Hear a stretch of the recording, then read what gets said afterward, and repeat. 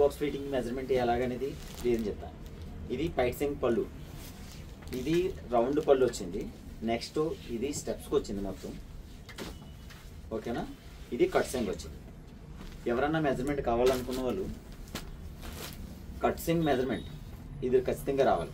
Next పళ్ళు measurement, ఇది round పళ్ళు, ఓకే.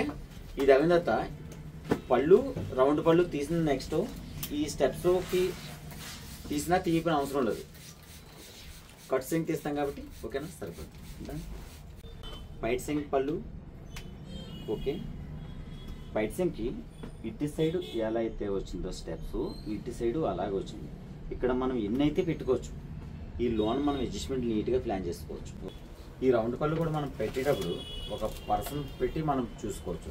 ఒక్కొక్క లెంత్ ఎక్కువ ఉండొచ్చు, 4 ఇంచెస్ 5 ఇంచెస్ ఈక్వల్. ఫస్ట్ అందరికి కావాల్సింది 4 ఇంచెస్ హైలైట్ లుక్ వస్తుంది.